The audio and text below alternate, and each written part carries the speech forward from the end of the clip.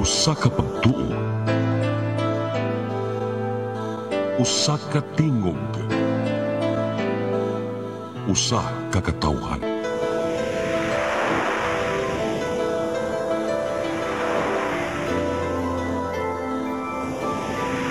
Cebu Catholic Television Network.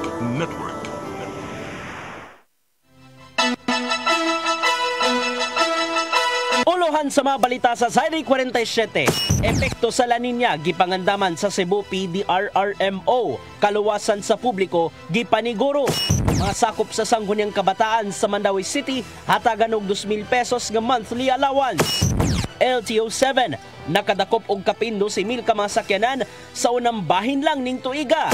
Kapin 9 milyones pesos ka balor sa drugas nasakbit sa duha ka adlaw nga operasyon sa PRO-7.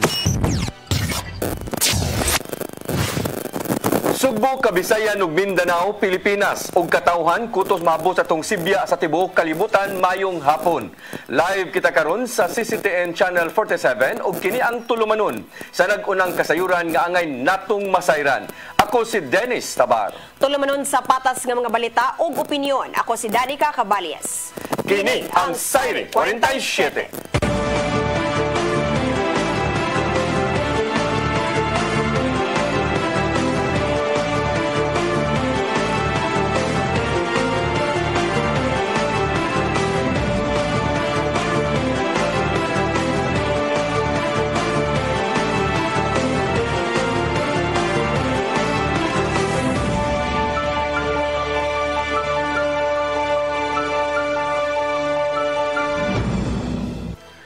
O karon sa kompletong detalye sa atong mga balita, Cebu Provincial Disaster Risk Reduction and Management Office subsub na nga nangandam sa epekto sa La Nina.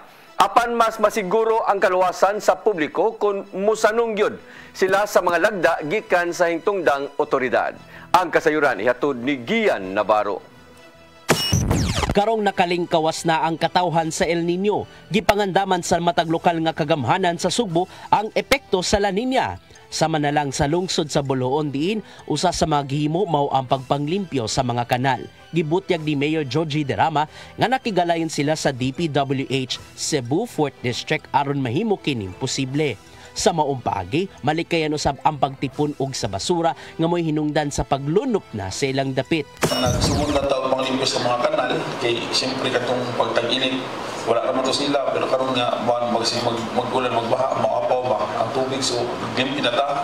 Samtang gamiton usab sa LGU ang nadawat nilang base radio sets nga gidonate gikan sa saka organisasyon kana aron mas mapadali ang pagtunol sa impormasyon panahon nga moresponde sila sa mga lagyong lugar. Kung isgutan ang pagpangandam sa ubang LGU, gitaho sa Cebu Provincial Disaster Risk Reduction and Management Office nga andam gayud pirmi ang ilang local counterparts.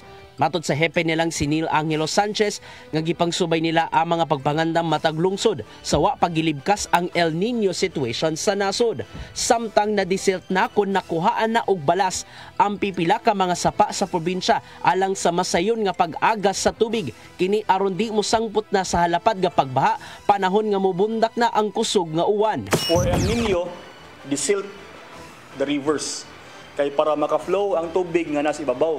For La Nina, if ato po nang i-correlate sa La Nina, ang pag-desilt sa rivers, moingon na siya nga kanang maka-prevent in a way og baha ba. Laumang masinati hangtod sa katapusang bahining tuiga ang epekto sa La Nina diin kusog ang mga pagbundak sa uwan. Bisan pa man og napahimutang na ang mga kahimanan og ila mga sakop. Nakita ni Sanchez nga way silbi ang bisan unsa pagpangandam kung dili makasalmot ang katawhan. Kana pinagi sa pagsanong sa ilang mga abiso sama na lang sa pagpamakwit ngadto sa mas luwas nga lugar.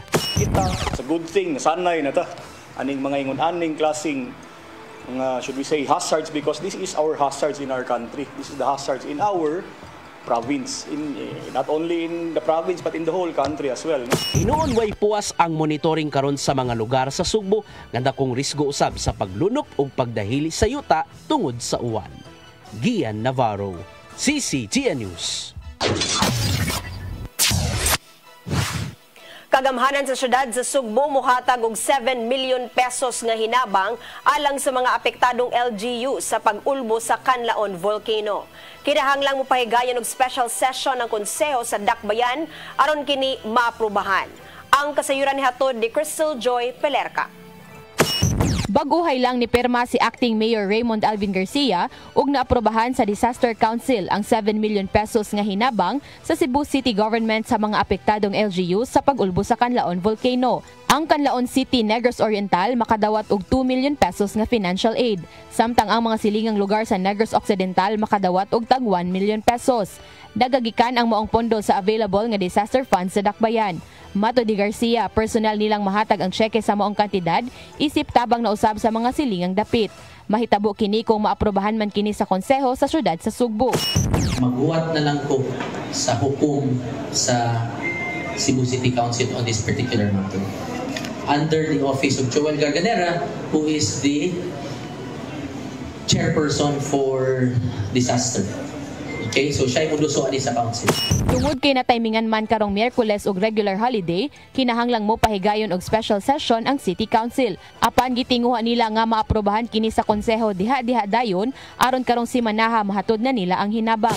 I am directing now Attorney Christine Batugan to make the necessary memorandum address to the Cebu City Council for them to hold a special session for the approval of this particular matter. It can be an online session kay dinalian ni.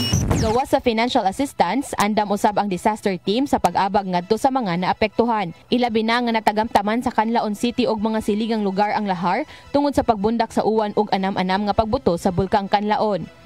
Crystal Joy Pelerca, CCTN News. Sa laing balita, ni pahigayon og karaban ang Lapu-Lapu City Health Office subay na sa kasaulugan sa Dengue Awareness Month. Kini aron sa kanunay nga mapahimangno sa katawhan ang paglikay sa sakit nga dengue. Ang kasayuran ihatod ni Crystal Joy Pelerca. Nagpahigayon karong adlaw ang Lapu-Lapu City pinaagi sa City Health Office og Defeat Dengue Caravan subay sa Dengue Awareness Month ning buwan sa Hunyo. Matod ni Dr. Agnes Cecil Realiza, ang pangulo sa City Health Office, nga importante ang pagpahigayon og caravan aron nga mapahimangno ang katawhan sa maong sakit. To make aware to the people of Lapu-Lapu of mga upunganon nga unsa na ang dengue nga sakit ug unsa ang pag-prevent nga dili ta masakit ug kana batang malikayan nato nga masakit sa dengue. Base sa datos sa Department of Health, gikan sa buwan sa Enero hangtod sa Mayo, ang Lapu-Lapu City aduna nay 226 ka mga kaso sa dengue. Matod usab ni Mayor Junar Dahongchan nga sa maong datos, ang Lapu-Lapu City mao pinakaubos nga nakatala sa Rehiyon 7. Apan suma sa mayor nga taliwala niini, dili kini kakumpiyansaan.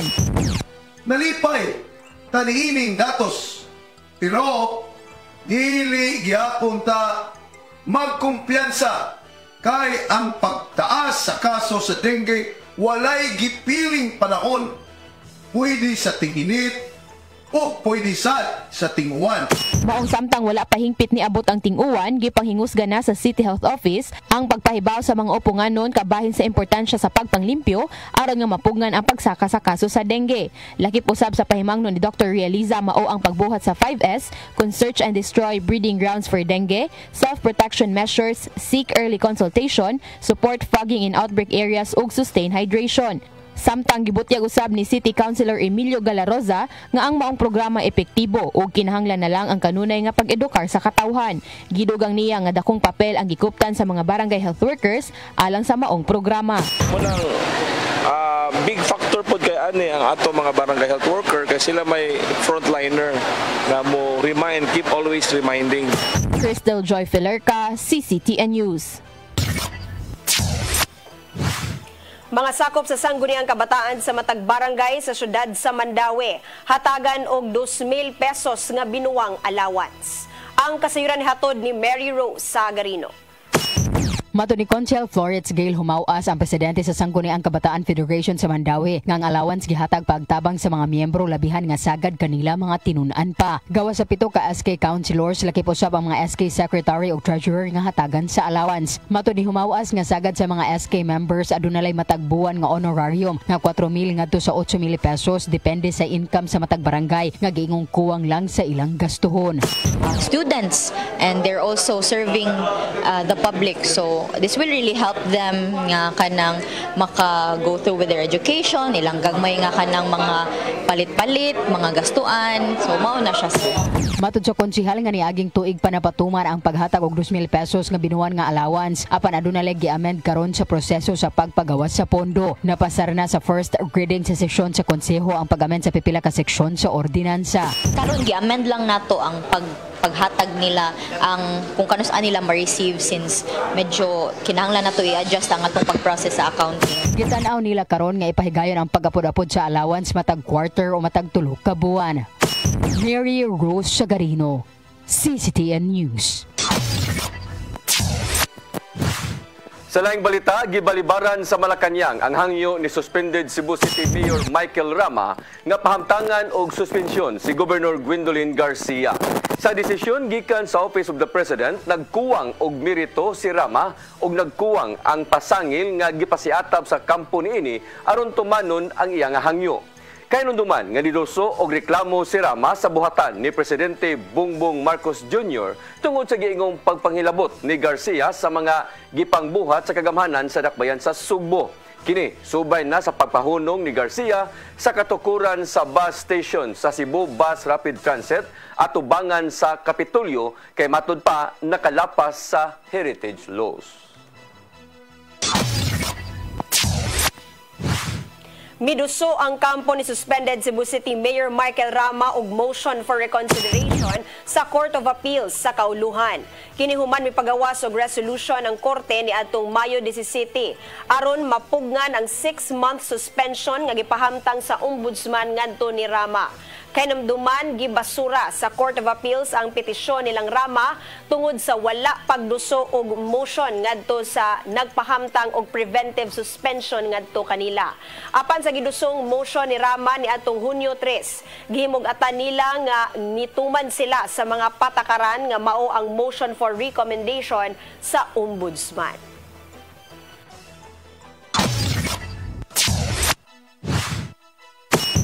Mosunod, LTO-7 nakadakop og kapin 12,000 ka masakyanan sa unang bahin lang ding tuiga. Kana og uban pa mga balita sa pagbalik sa Sayri 47.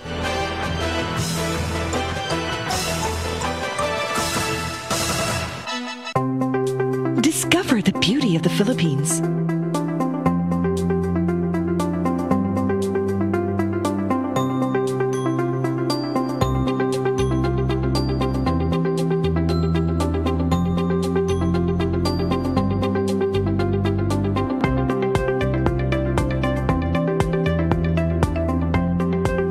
With Philippine Airlines, the country's flag carrier.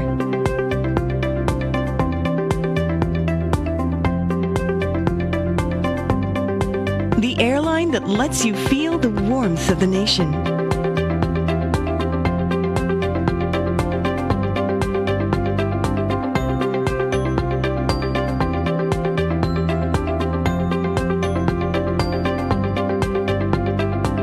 Mabuhay!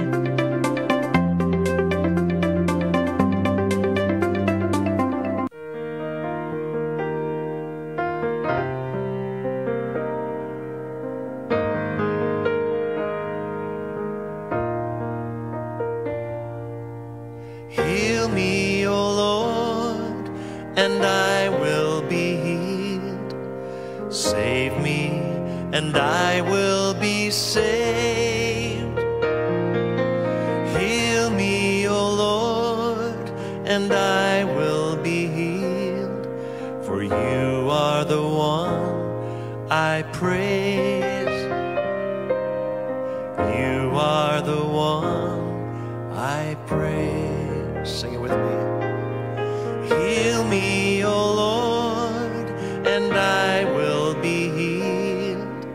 Save me, and I will be saved. Calling all leaders of Catholic Charismatic Renewal Communities, diocesan coordinators, and spiritual directors. Be equipped, be formed, be informed of the worldwide movement of the Holy Spirit through the first National Charismatic Leaders Conference to be held on July 27 and 28, 2024 at the International Eucharistic Congress Convention Center in Cebu City. The theme of this special gathering is taken from the Acts of the Apostles, chapter 1, verse 8. You will be my witnesses. Together, we have a mission to bring people closer to God in our synodal journey. Let us be united. The Charis Philippines First National Charismatic Leaders Conference. Be inspired by speakers from Charis International, Shane Bennett and Cyril John, together with charismatic theologian Moses Catan and Filipino lay leader June Cruz. Grow in faith, fellowship, and leadership, and be part of something extraordinary. Charis Philippines First National Charismatic Leaders Conference. Register now and witness the power of the Holy Spirit. Everything I need is found in you, Jesus. Deadline for registration is June 30, 2024.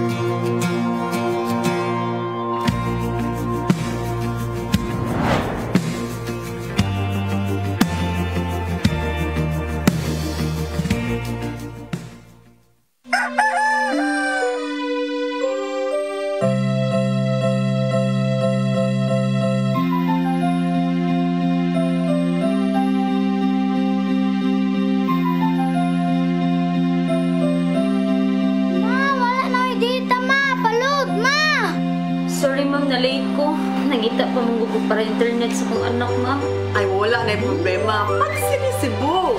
Sinisibu, Sinisibu, for your internet connection and for the signal of your cable TV. So fast and straight, the transmission to your home. Sinisibu! Sinisibu, Sinisibu offers you to have fiber optics. For your viewing experience, perfect and clear, so fast, so great and affordable for you to enjoy. Sinisibu. Sinisibu Television Network Incorporated offers fiber to the home broadband internet bundled with fiber to the home cable TV connection. Sinisibu Television Network Incorporated, with its operation in Metro Cebu and the whole province of Cebu soon. And affordable for you to enjoy. Sinisibu! Ang kinabuhi puno sa hagit. Sugpil na ka, Dria! Ay, paginarte! Pagdita ka! Puno sa pangutana. Bata pa gani ka kayo? Nagpuyab-puyab na ka? Kinsa man ang mga masakitin ako din ay karoon na kinsa! Kung si buti mo'y pasabot na di. Puno sa luha. Pagpili pa, ako nga imong anak o kanay imong mga babae. Kasuko. Yung ano pa? Ano itang ka ni Papa? Apan bisan mangit-ngit pa ang imong kalibutan, aduna pa'y nagpahiping kahayag. Aduna ka pa'y kasumbungan. Mga laman, hanap na. Dear Tatay, Tunog na unlod na. Nganong handuman. Waylaing pagi aron masabtan nato ang Biblia. Kinahanglan nga doon natay relasyon kang Hesus. Hangtod sa layan natong panaguban, daghang salamat. Siya. Tunog na unlod na.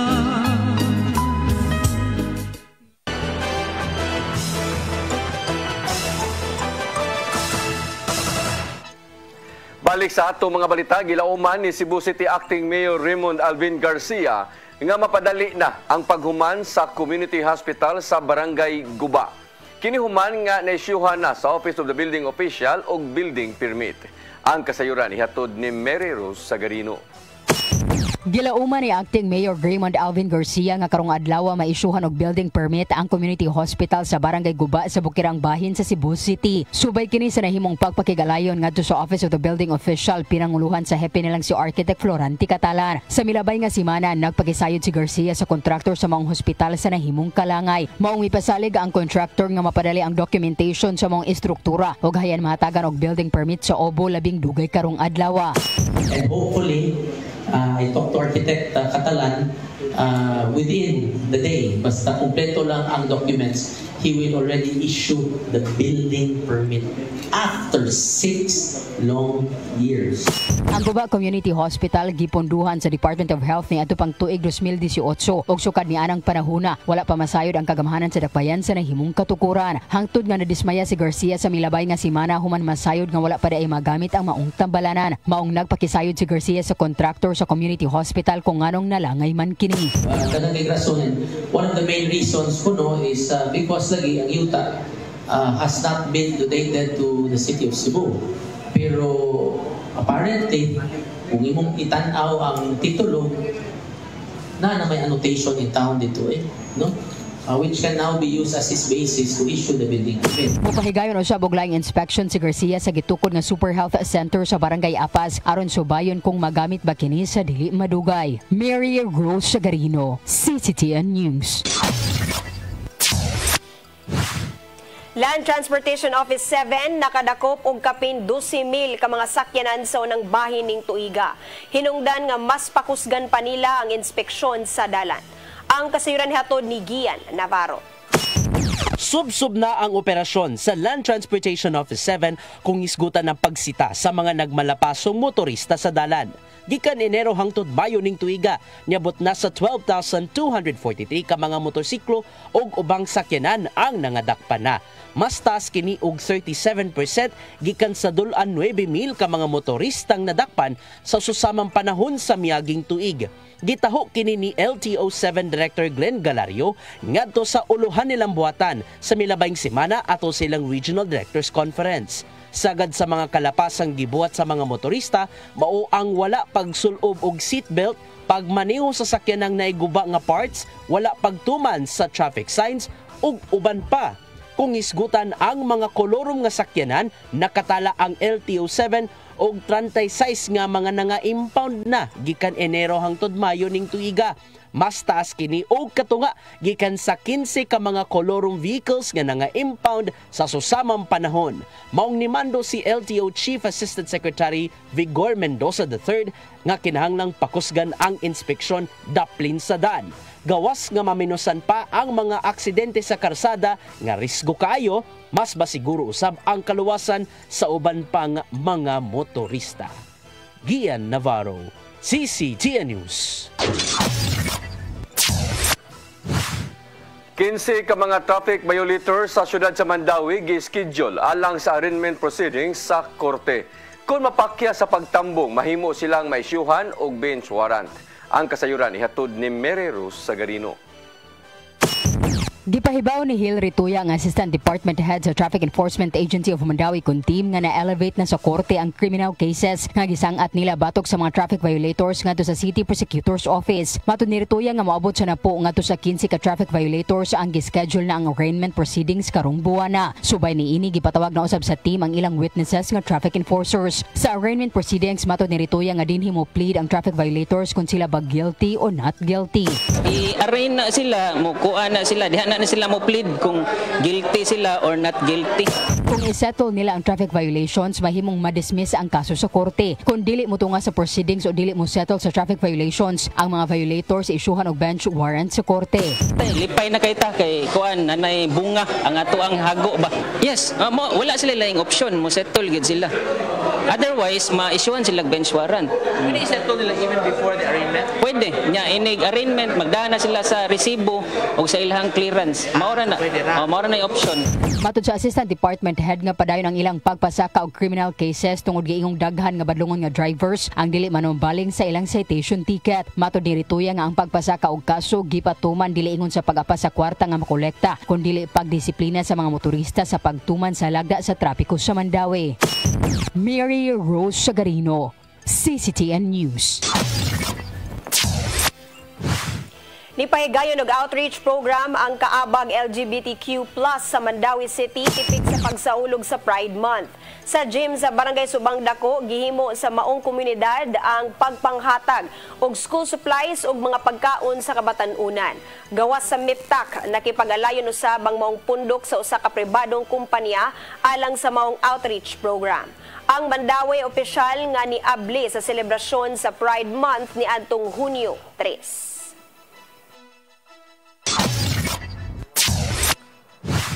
Sine Cebu Television Network moabag ngadto sa pipila ka mga kooperatiba sa Kabisayan ug Mindanao. Kini aron himuong mas halapad ang pagtanyag og barato nga fiber internet ug cable TV. Ang kasayuran ihatod ni Gian Navarro. Niadtong Sabado, nag-abot ang mga kadagkuan gikan sa pipila ka mga kooperatiba gikan sa Visayas ug Mindanao sa Marco Polo Hotel, Dakbayan sa Subo, alang sa Kamaynog-Danong Forum. Sila ang gitanyagan sa Cine Cebu Television Network Incorporated ug Phil Products Group of Companies nga mahimong kaabag aron parehong mapalapdan ang serbisyo. Ubos sa gidusong business partnership, gitahasan sa CCTNI Phil Products ang mga kooperatiba nga motanyag silang produkto ngadto sa tagsa-tagsa nila mga sakop. Samtang ang kumpanya na mismo may bahala sa paghatag og baratong fiber internet ug libreng cable TV ngadto sa mga members isip subscribers gamit ang state-of-the-art nga mga gamit. Nakita ni CCTNI Phil Products Chairman Nonito Tatay Dodong Nimchua nga kinahanglang tabangan ang mga kooperatiba nga mas mapalambo pa ang negosyo pinagi sa gihimong partnership. Subay usab kini sa tinguha sa kompanya nga mas maalagaran pa ang ubang mga rural areas sa Visayas ug Mindanao pinagi sa baratong internet. Sumuna ni akong gikuan karon, I gathered them. If they're interested, I can help them, no?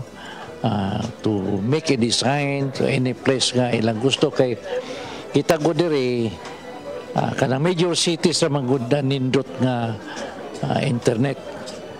Yeah, outside of the major cities, well, you know. Giyunan usab sa habig sa mga partner cooperatives ang plano sa CCTNI nunot ni nagkalambo na nga digital technology. Matod sa CEO sa Agrico PH Federation nga si Crescente Paez nga gawas nga mapadak-an pa ang pagpanerbisyo sa tagsa-tagsa ka mga kooperatiba, matagamtaman usab ang maayong kinitaan. May tabo ang mamahimong bahinay sa income depende sa panagsabot tali sa kooperatiba isip partner ug CCTNI ug mapalig-on pa kini pinagi sa Memorandum of Agreement. That community of support pwede na siya himuon sa cooperative. Labi na ron sa pag-set up sa infrastructure. So ang investment gikan sa cooperative to set up the infrastructure, labi na sa mga optic fiber infrastructure. Onya ang technology will be provided by CCTNR. Laumang magpadayon pa ang pag-umol sa mamahimong kasabutan tali sa CCTNI Phil Products ug local cooperatives hangtod nga parehong mauyunan. Kay alang ni Limchua, adunay dakong bentahe ang pagpanerbisyo pinagi sa baratong cable TV ug internet ngadto sa mga underserved market. Din kapintulog katikada nilang gibuhat. Lo and behold, I'm the first to introduce cable TV in the Philippines. No? It's been 36, 37 years already that I've been with this. And I'm the first to introduce fiber optic. No? We have this technology. Why not share? No? Gian Navarro, CCTN News. PDEA 7 ipahigayon og Drug Abuse Prevention Education Seminar sa mga SK officials sa Lapu-Lapu City. Gitingwa sa maong seminar nga maedukar ang mga kabatan-unan ug moapil sa kampanya Batok Ilegal nga Drogas. Ang kasayuran ni hatod ni Crystal Joy Pelerca. Nagpahigayon og bagong Pilipinas Drug Abuse Prevention Education Seminar karong adlaw ang Philippine Drug Enforcement Agency kun PDEA 7 sa mga sangguniang kabataan official sa Lapu-Lapu City. Kung diin ang 30 ka mga SK President kauban ang pipila sa ilang mga SK Councilors ni tambong sa maong seminar. Matud ni Lea Alcantara, ang Public Information Officer sa PDEA 7, nga tumong sa maong seminar nga malakip ang mga kabatanunan sa kampanya batok illegal nga drogas. Kini tungod kay dakong tabang ang partisipasyon sa mga kabatanunan para sa pagsulbad sa mga problema pinaagi sa pagpaubos sa demand sa illegal nga drogas. Demand reduction on the other hand is educating the public nga unsay ill effects dianing dangerous drugs kanon dapat natong likayan. So kana ang SK nato since sila ang nakahibaw sa ilahang mga kauban o ilahang mga fellow youth dito, sila kahibaw kung unsay may needs sa ilahang mga youth. So nang hinaot si Alcantara nga human sa maong seminar gawa sa mga paugnat sa kusog nga programa. Ang dakong hagit alang sa mga SK officials mao ang makamugna og mga polisiya nga makabenepisyo sa mga kabatanunan ug malayo sila sa illegal nga drogas. What we are doing here is we're challenging our SK nga mo think outside the box no maka-formulate sila, makahimo sila ilang own nga activities, even mga policies siguro no that they can lobby sa city para sa mga batanon diri nga maingon nato nga more effective ang ilahang campaign against illegal drugs for the youth. Gawas sa Lapu-Lapu City, gitinguha usab sa PDEA 7 nga makapahigayon og susamang seminar sa Mandawi City ug Cebu City tungod kay ang Tri-Cities mao ilang gitutukan sa maong programa.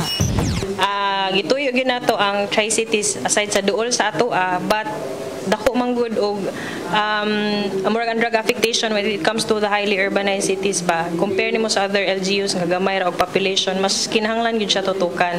Crystal Joy Filerca, CCTN News.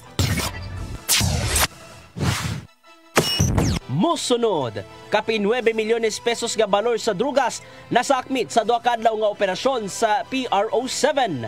Kanaw guban pa mga balita sa pagbalik sa Sayri 47.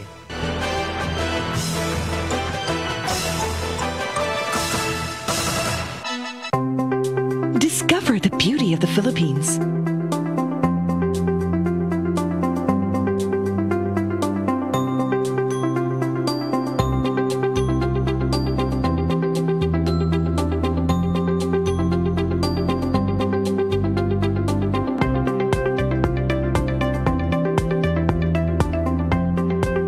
With Philippine Airlines, the country's flag carrier.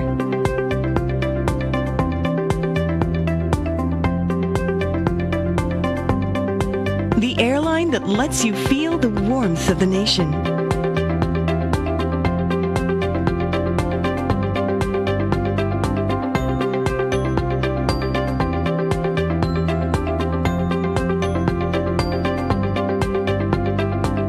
Mabuhay!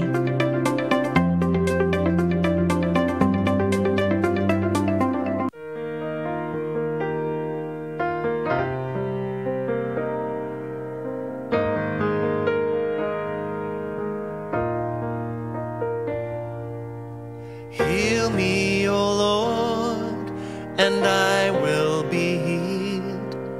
Save me, and I will be saved. Heal me, O Lord, and I will be healed. For you are the one I praise. You are the one I praise. Sing it with me. Heal me, O Lord, and I will be healed. Save me, and I will be saved. Be equipped, be empowered, and be informed. Charis Philippines. 2 national events will be held in Cebu City this year. First is the Charis National Leaders Conference, a gathering of spiritual directors, diocesan coordinators, and all leaders of charismatic communities on July 27 and 28, 2024 at the IEC Convention Center.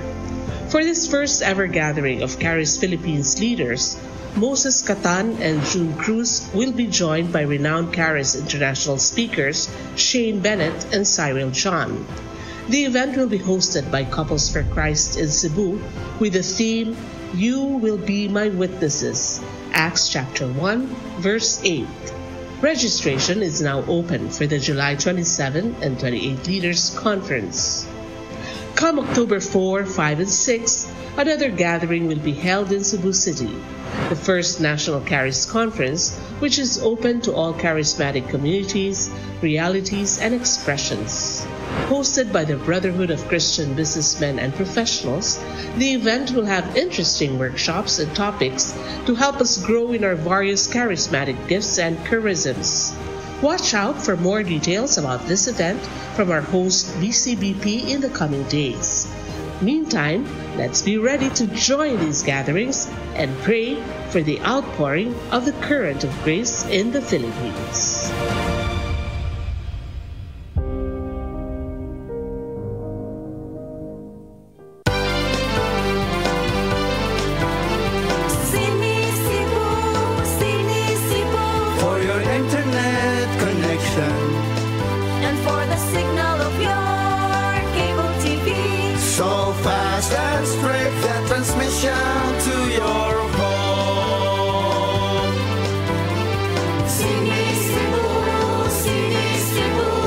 You to have fiber optics for your viewing experience, perfect and clear, so fast, so great and affordable for you to enjoy. Cine Cebu Television Network Incorporated offers fiber to the home broadband internet bundled with fiber to the home cable TV connection. Cine Cebu Television Network Incorporated, with its operation in Metro Cebu and the whole province of Cebu soon. Cine Cebu, for your internet connection and for the signal of your cable TV, so fast and straight the transmission to your home. Cine Cebu offers you to have fiber optics for your viewing experience, perfect and clear, so fast, so great and affordable for you to enjoy.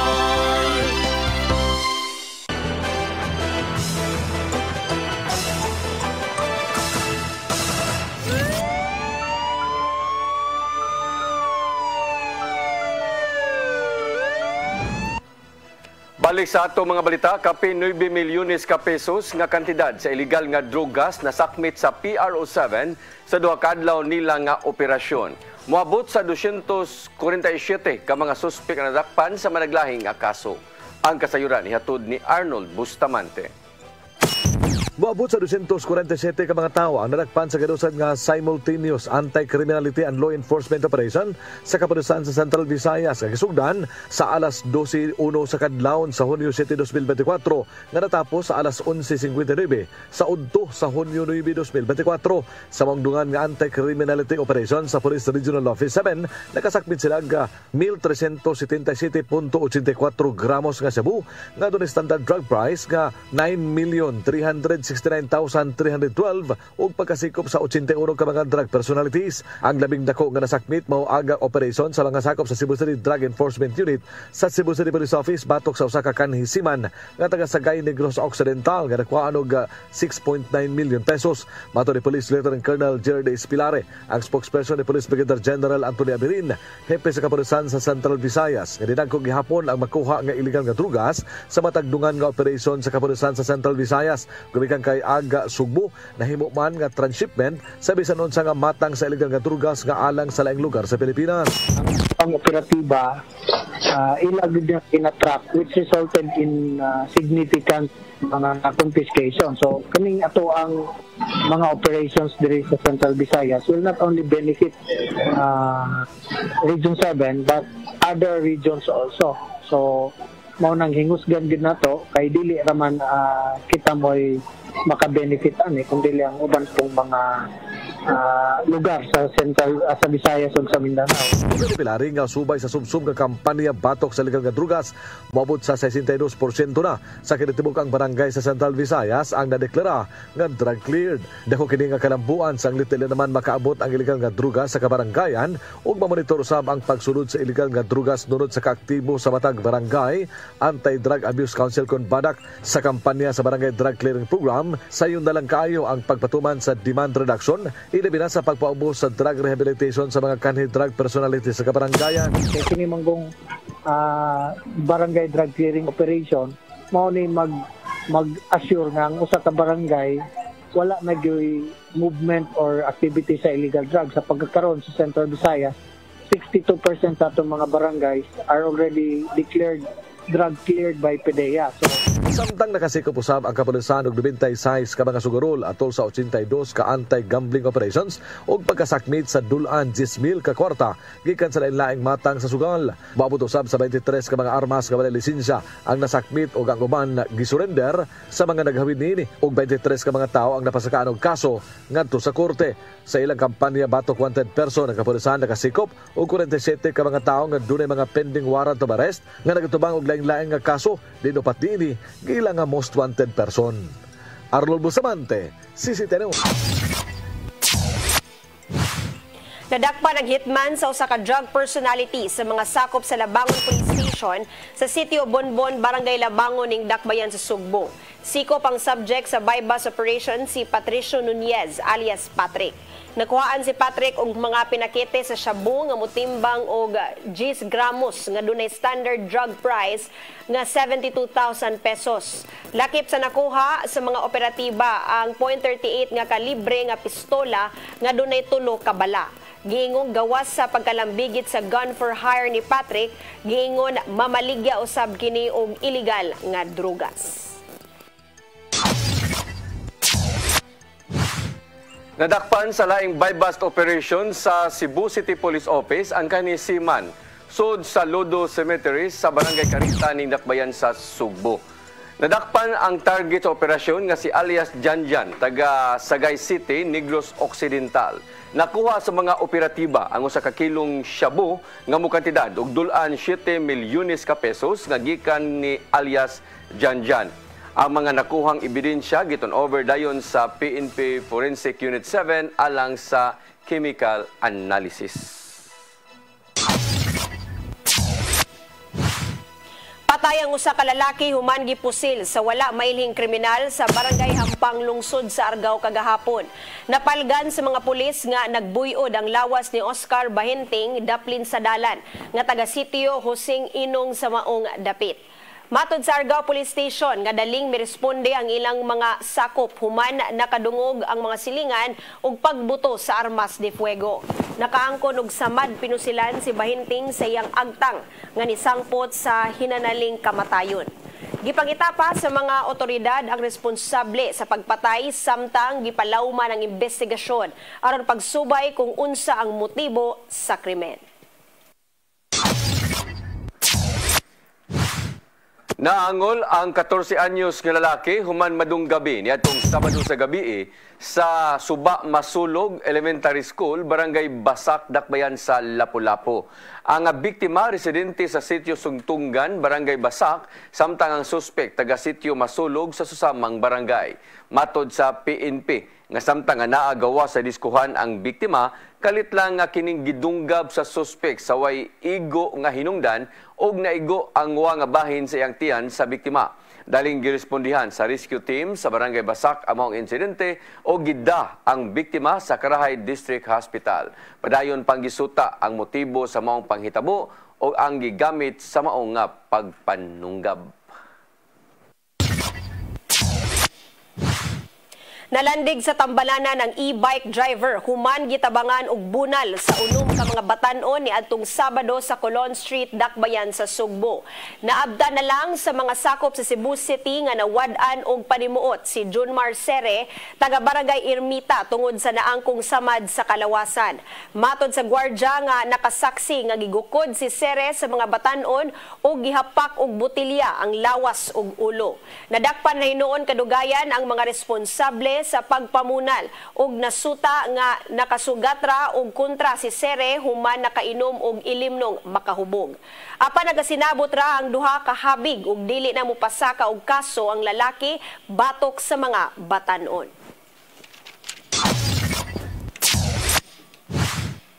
Mao kadto naglangkob sa atong mga balita sa Sayri 47. Ako si Dennis Tabar. Ako si Danica Caballes, hangtod ugma sa inyong paboritong tulumanon. Sayri 47.